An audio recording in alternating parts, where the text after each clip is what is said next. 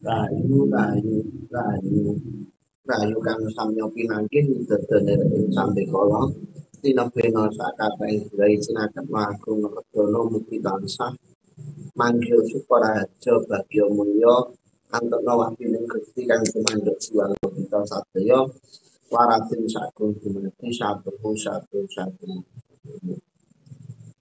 Monggo sareng-sareng ngaturaken panembah nuwun ingkang tanpa upami ngreca dalem Gusti ingkang sampun paring pengayoman dumateng kula panjenengan sami saengga nganti sepriki kula panjenengan tansah pinantu ing karajan boten kakirangan ing setunggal punapa monggo ingkang dados jejiban kula panjenengan ngaturaken astung para ngasaken Gusti lan salajengipun ing siang ratri kula panjenengan aye gesang tatamtu tansah pesantren ina laliripun ina pesantrenipun gesang punika sampun dados sandangan kula panjenengan kula monggo sareng-sareng nyuwun pangapura atur dumateng para sesepuh bini sepuh haji sepuh para sarjana ingkang luhur budi bangga sing kawruh bila anggen kula monggo sowan wonten kirang prayogipun hukum sama ini sekiranya beberapa waktu lalu saya menulis sebuah tulisan lepas, tapi entah itu benar entah salah monggo, tapi pada kenyataannya peristiwa ini meletus, yaitu saya menulis begini. Ini tulisan sudah lama sampai warnanya aja luntur. Manusia merupakan benda mati yang mendapatkan sorot cahaya hidup dari Sang Maha Hidup. Tinggal akan kemana dibawa cahaya itu. Tan rubedo uripe wayang mung anut cahyaning dalang. Ini tulisan ini sudah beberapa waktu yang lalu, akan tetapi sangat relevan saya bacakan sekarang dengan banyaknya peristiwa yang berseliweran. Dan saya banyak ditanya, panjenengan sebagai dalang bagaimana komentar dengan adanya wayang akan dibeginikan, dibegitukan. Bagi saya seorang dalang, wayang mengajarkan banyak hal tentang kehidupan. Leluhur kita jauh sebelum masuknya ajaran-ajaran dari luar sudah memiliki kepekaan atau sensitivitas terhadap semesta. Kepekaan dan sensitivitas pada semesta itu direspon dengan topo, dengan lelaku, sehingga leluhur kita mencapai yang dinamakan pencerahan, mencapai yang dinamakan kebebasan, yaitu mahardikingrat. Mahardikingrat itu artinya mardika engrat dari semua yang ada di dunia. Makanya kebahagiaan sejati adalah ketika manusia bisa lepas dari keterikatan-keterikatan, kebiasaan-kebiasaan, pola-pola pikir dalam kehidupannya. Itu kebahagiaan sejati. Karena banyak orang beranggapan bahwa yang enak harus ini, sehingga ketika tidak mendapatkan ini dianggap tidak enak, sehingga dia tidak menemukan keenaan-keenaan yang lain. Yang baik harus seperti ini, kalau tidak ini tidak baik, sehingga mereka tidak bisa melihat kebaikan-kebaikan dalam bentuk yang lain. Yang indah harus seperti ini, kalau tidak begini tidak indah, sehingga mereka tidak akan pernah menemukan keindahan-keindahan dalam bentuk yang lain. Makanya kebahagiaan sejati adalah ketika manusia bisa mahardikingrat, melepaskan dalam ikatan apapun di dalam dunia ini. Kalau saya meminjam bahasa guru saya yang sarengat, yaitu adalah wong urip ulu kudu iso ora kebondo ing kahanan. Kebondo atau terikat kahanan adalah keadaan. Yang membuat susah manusia itu ketika mereka terikat pada keadaan. Saya menjadi seorang guru, saya menjadi seorang kepala sekolah, saya menjadi seorang tentara, saya menjadi seorang polisi, saya menjadi seorang aparatur sipil negara, saya menjadi seorang petani, saya menjadi seorang nelayan, saya menjadi seorang penjahit, saya menjadi seorang, itu adalah bentuk daripada pekerjaan. Selepas dari itu kita akan menjadi manusia biasa. Guru ya turu, pegawai ya turu, nelayan ya turu, TNI Polri ya turu.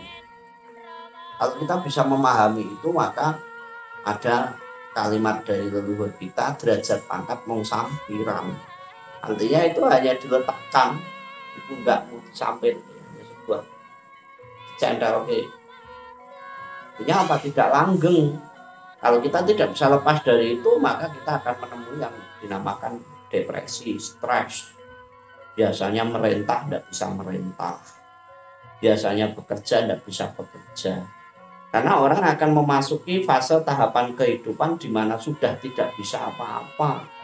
Dulu waktu muda mencangkul sawah satu kedok bisa 1,5 hari. Begitu sudah tambah usia, jasa kedok separuh kedok emang ya mudah. Itu kan artinya bahwa kehidupan itu kita tidak bisa terikat. Kita harus bisa melepaskan ikat-ikatan dari pola-pola pikir, pemahaman yang kita pahami bahwa kebenaran, kebaikan, keindahan itu terus akan berkembang. Tapi hakikatnya atau saripatinya ya satu, kebenaran itu adalah hidup. Karena dalam hidup itu kita akan menemukan banyak. Kembali pada tema. Manusia merupakan benda mati yang mendapatkan sorot cahaya hidup dari Sang Maha Hidup, tinggal akan dibawa kemana cahaya itu. Setiap manusia pada dasarnya adalah mati. Loh, kok mati ya? Kehidupan manusia itu hanya bisa dinyatakan hidup ketika cahaya daripada Sang Maha Hidup masih bersemayam di dalam tubuh manusia tersebut. Ketika cahaya itu sudah keluar atau oncat atau meninggalkan daripada raga, maka akan menjadi kuondo, menjadi mayat, menjadi batang. Buktinya bagi panjenengan semua yang biasanya sregep atau rajin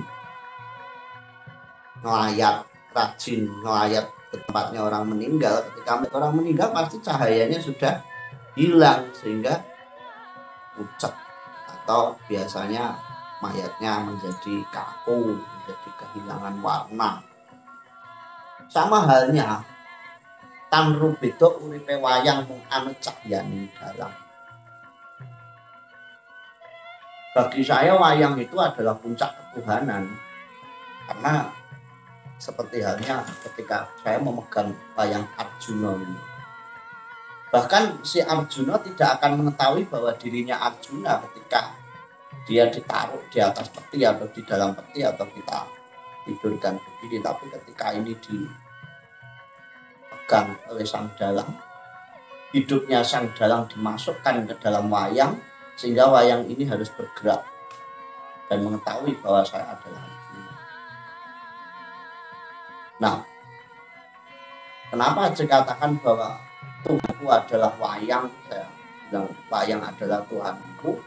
Bagi saya dalam wayang inilah kita mempelajari segala aspek kehidupan, aspek totalitas kepasrahan, aspek totalitas penyembahan, aspek totalitas penghambaan, di mana ini adalah sebuah boneka yang akan hidup ketika dipegang sang dalang.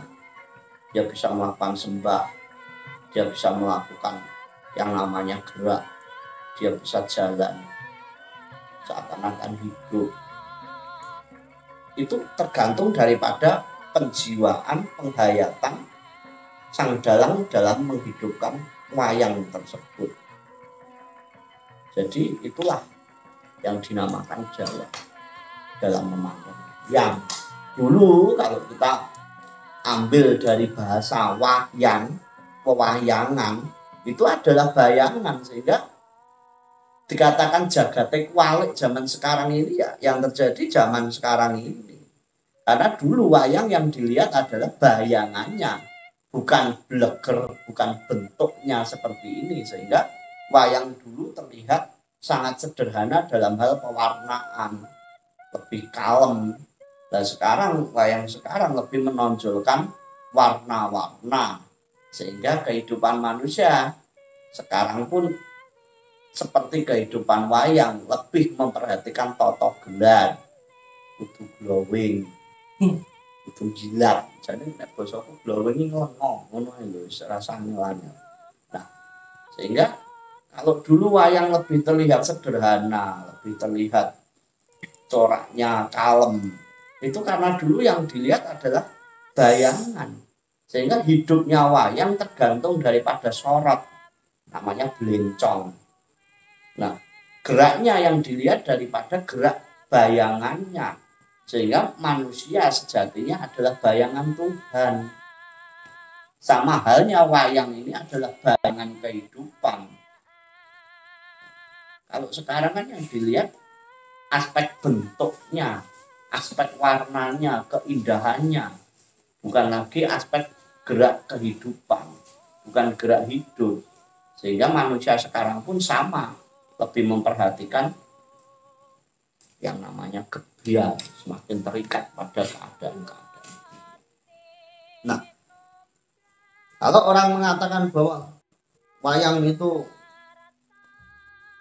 begini, begitu, katakan bahwa lah itu kan kacamata mereka mau berpendapat apa saja ya silahkan. Tidak ada efeknya bagi saya, tidak ada efeknya bagi kita, karena itu kan cara pandang.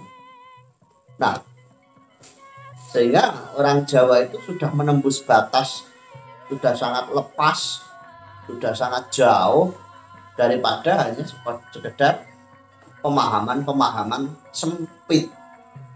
Karena pemahaman orang Jawa adalah pemahaman aspek filsafat, pemahaman orang Jawa adalah aspek-aspek sanepan, pemahaman orang Jawa adalah aspek-aspek yang harus dikaji berkali-kali, harus dipahami berulang-ulang baru bisa memahami.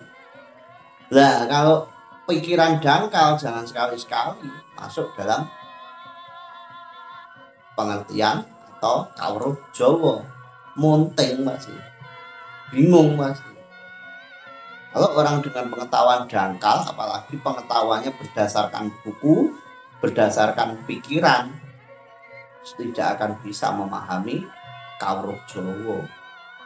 Sehingga dasar daripada pelajaran kawruh Jawa adalah budi pakarti. Pelajari dulu budi pakarti, baru belajar kawruh Jawa. Jangan belajar kawruh Jawa baru belajar budi pakarti, pasti tidak sampai. Nah, sehingga ada yang mengatakan wayang harus dimusnahkan. Loh, saya dukung itu. Loh, kenapa kok didukung? Loh, pahamnya begitu, ngapain? Beres. Lah wong isane ngono kok ya kono karepmu arep musnahne ya monggo. Lah, bagi kita orang Jawa, jawabannya apa? Kita lestarikan, kita hidupkan, kita kembangkan kembali, karena itu adalah peninggalan daripada leluhur kita. Nah, mereka kok ingin memusnahkan? Oh, leluhurnya tidak punya seperti itu. Ini susah gitu loh. Nah, sebetulnya yang betul wayang haram itu betul apa enggak betul? Karena kalau wayangnya dari kulit babi lah itu haram. Nah, wayangnya dari kulit kerbau gitu. Yang dimusuhin itu betulnya videonya terpotong. Wayang haram karena terbuat dari kulit babi. Kalau dari kulit kebo ya enggak. Nah, tapi saya tidak menyalahkan karena aspek pemikiran mereka hanya terbatas pada pemikiran yang seperti itu. Ya monggo-monggo saja. Karena kan kebebasan dalam berpendapat, kebebasan dalam berekspresi itu dijamin dengan catatan tidak menyakiti yang lain. Nah, sekarang kita sebagai orang Jawa yang mengedepankan budi pakarti, yang mengedepankan welas asih, yang mengedepankan kawruh, ya kita seyogianya memandang itu, ya kita kan tahu kualitasnya di mana. Kalau saya ini, kalau pandangan saya, seumpama mohon maaf ini ada orang Nasrani atau ada orang Muslim atau ada orang beragama terus ingin masuk pada ajaran Jawa, terus saya ditanya, nah, bagaimana dengan atribut-atribut saya dulu? ya lebih baik diberikan kepada yang masih membutuhkan. Jangan dimusnahkan loh. Kenapa? Wong itu juga masih ada nilainya loh, kan begitu. Seumpama ada seorang tukang masak kok pensiun masak, entah dia menjadi MC atau jadi penyanyi gitu, ya jangan, wajannya jangan dimusnahkan, kompotnya jangan diberikan saja kepada mereka yang lebih membutuhkan loh. Itu kalau orang Jawa begitu harusnya. Itu aspek budi pakarti. Kalau aspeknya keras, bagaimana kalau saya menjadi tukang masak, saya mau berhenti, buang saja wajannya, hancurkan kompornya. Ini kan alat berpikirnya kita tahu akhirnya. Kita sebagai orang Jawa, ya jarene wong biyen itu. Kita kembalikan pada dawuh yang sare. Wis tontonen wae karo mesam-mesi. Sing gelut beda gelut, sing tarung beda tarung, itu bayarane padha. Nah, akhirnya terbukti kan di tahun-tahun seperti ini semua akhirnya saling berantem, saling gelut. Nah, saya hanya mengajak kepada orang Jawa yang betul-betul aku Jawa, yuk kita tonton. Kalau guyu kan kita tahu kualitasnya. Seperti contoh lagi, kalau ada tukang las, terus karena sudah pensiun, wah saya sudah nggak ngelas, tak buat wedangan saja, saya tak buat angkringan saja. Terus enaknya gimana ya? Ya sudah, alatnya las dikasihkan orang yang lebih membutuhkan, loh kan enak. Jadi tukang potong, wah saya sudah berhenti jadi tukang potong, saya tak jadi katakan juru masak saja lah, terus gunting, clipper dan lain-lain ya diberikan kepada yang membutuhkan. Jangan dimusnahkan. Untuk apa? Sesuatu yang masih ada nilainya ya kita hargai. Bila kalau aspek berpikirnya memang dangkal ya susah. Leren jadi petani pacule gua gua ya kan udah kurang trep lah. Makanya kenapa wayang bertahan sekian ribu tahun, karena dialektika keromantisan, budi pakarti, tuntunan itu ada di dalam wayang. Sekeras apapun orang ingin memusnahkan wayang, wayang akan tetap hidup menjadi kitab sucinya orang Jawa. Karena wayang dari kata woh, yo ngawurip. Woh artinya hasil, yo sanggup. Ngawurip artinya hidup. Bahwa orang hidup mau tidak mau, sanggup tidak sanggup akan mengalami yang namanya ngunduk wohe pakarti, tanam tubuh. Apa yang kamu tanam ya itulah yang akan kamu panen. Sekiranya begitu. Jadi tidak ada namanya wayang ini mengajarkan penyesatan, wayang ini mengajarkan keburukan. Sehingga dari sejak zaman dulu setahu saya, kalau ada tontonan wayang itu damai-damai saja, kecuali wayangnya dileboni orkes. Nah itu ya memang orang trep gitu loh.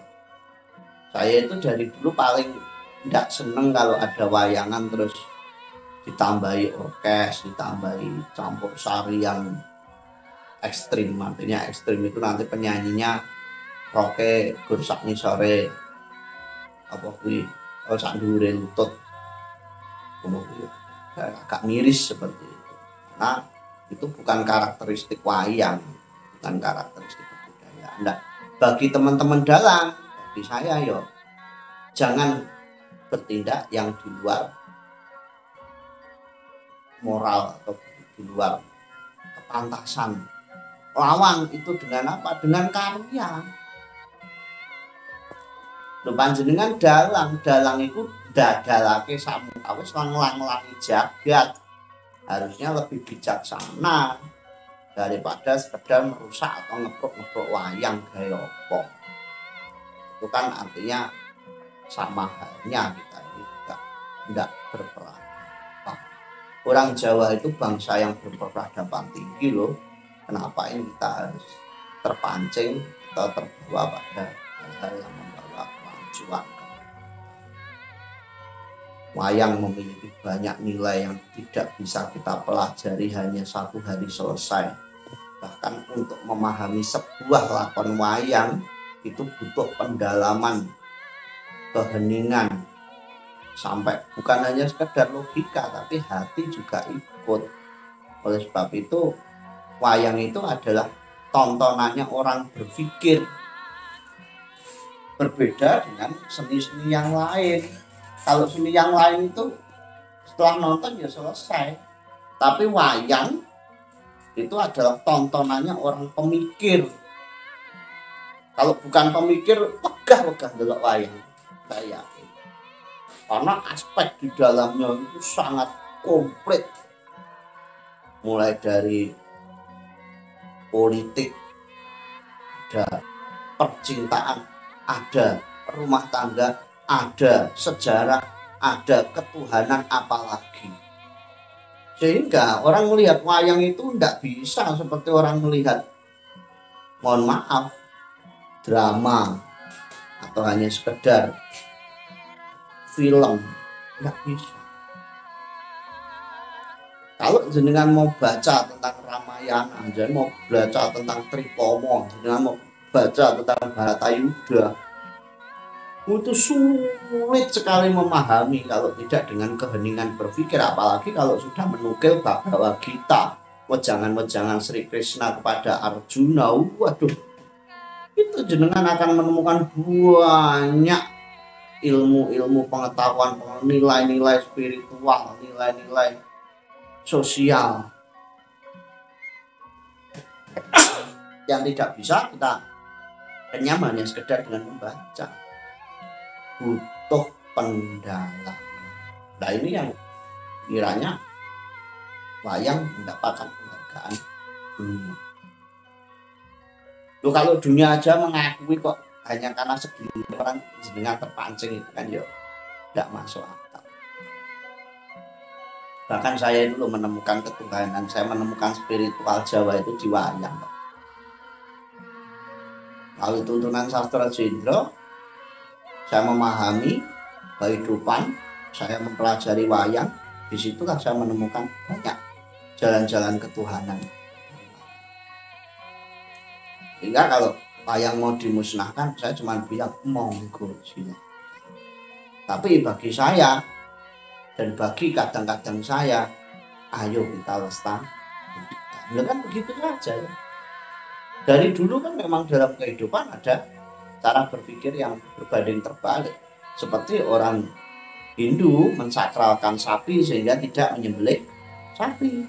Bagi orang non-Hindu menyembelih sapi biasa saja. Ya kan pasti begitu. Bagi orang Muslim menyembelih babi, memakan babi, tidak boleh. Bagi orang di luar Muslim boleh. Ya kan dari dulu begitu. Kok sekarang hanya karena wayang mau dimusnahkan oleh segelintir orang kok heboh? Ya kan terlalu sempit. Nah, ini kita baru bicara wayang dari luarnya loh ya. Belum nanti kalau saya kaji wayang dari lebih dalam lagi, itu baru bilang. Kalau saya sudah bilang kakek Ismoyo, kakek Semar, ya ini bener wayang. Tapi aspek di dalamnya sangat banyak. Mulai daripada bundernya Semar, mulai daripada rembesnya Semar, guyune Semar, payudaranya Semar, dan lain-lain, maksura nutut. Sehingga hanya bangsa yang berperadaban tinggilah yang bisa memahami apa itu wayang. Nah kalau pikirannya dangkal, mau daro mungkin wayang menolak, tidak akan paham, susah. Ya. Hanya saya berharap bahwa kalau kamu ingin menemukan Tuhan, pelajari wayang. Pelajari wayang. Di wayang banyak nilai-nilai ketuhanan, sehingga banyak mengatakan bahwa puncak-puncak daripada ketuhanan orang Jawa yaitu adalah wayang. Karena wayang adalah totalitas dari pasrah sumarah, totalitas dari pada ketuhanan itu sendiri, penghambaan itu ada dalam wayang. Kamu ingin belajar tentang Sengkuni, apa selalu Sengkuni jelek? Tidak. Kamu ingin belajar Rahwana, apa selalu Rahwana jelek? Tidak. Di dalam Sengkuni dan Rahwana kamu menemukan keteguhan. Keteguhan menjadi orang jelek. Sakmudari. Dan itu lebih baik daripada jadi baik, jadi jelek, jadi baik, jadi jelek, jadi baik. Ngewuhke sing nyatet. Njudeke dewa misalnya. Saiki tobat sesuk kumat, saiki tobat sesuk kumat, saiki tobat sesuk kumat. Dewane sok frustasi wae nyatet. Megah-megahi dapur mulai lho ya. Dewane frustasi dia cegar itu. Ya kan? Lebih baik jadi seorang Rahwana. Kenapa? Rahwana itu mencintai seorang Dewi. Tapi yang dicintai ada Dewi Dawati. Sehingga ketika dia menitis jadi siapapun dia akan mencintai. Dia bukan mencintai Sinta, dia mencintai yang ada di dalam Sinta. Sulit menjadi orang seperti itu karena dia mencintai Sukma bukan mencintai Naga. Itu bukan kaji ajaran di orang angel itu sampai elek gak ketemu. Dan hanya di wayang kamu akan bisa mempelajari Sukma sejati. Kumbakarna dia berdharma kepada negara, bahkan sampai mati pun dia akan rela korbankan. Perjalanan Sukmanya sampai menjadi Broto Srena, sampai jadi Werkudara baru dia bisa sempurna. Makanya kalau ingin belajar urip mulya mati sampurna, kalau tidak dengan sastra jendra, tidak dengan wayang, saya yakin tidak ketemu. Loh, sastra jendra itu dengan ajaran saya duluan mana? Loh, ditanyakan duluan. Ajaran-ajaran yang ada ini semua bersumber dari sastra jendra. Loh kok gitu? Iya. Mantramu dawa kaya apa, rapalmu sepanjang apapun, dasarnya aksara. Kamu bisa mengatakan ini ibu budi ke pasar, itu dasarnya kamu belajar A, B, C, D, E, F, G, H, I, J, K, L, M, N, O, P, Q, R, S, T, U, V, W, X, Y, Z. Huruf vokalnya A, I, U, E, O. Baru I ketemu N jadi in. I, N ini. I, B, ibu, B, U, D, I, D, budi, ini, ibu, budi. Dasarnya ya belajar A, B, C, D, D.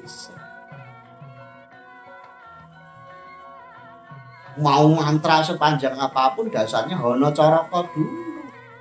Hana Caraka Data Sawala pada jayanya Moga Bathanga. Lah itu dikasih sandangan jadi urip.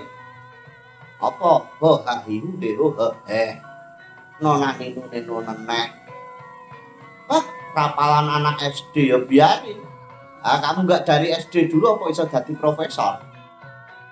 Ayo, jangan dibalik. Sastra jendra adalah bagian dari ajaran ini ya kualik jagatmu. Tidak bisa. Dari sastra jendra itulah nanti berkembang banyak pengetahuan. Itu nanti dibuatkan topik sendiri, jangan di sini. Intinya bahwa wayanglah yang menjadi kitab sucinya orang Jawa. Kira-kira kalau kitab suci mau dimusnahkan mau apa tidak, kembali pada pribadi orang Jawa masing. Kurang lebihnya itu yang bisa saya sampaikan. Jadi saya hanya berusaha sebatas kemampuan manusia tak sambil ngopi dhisik, mumpung kopi urung diharap.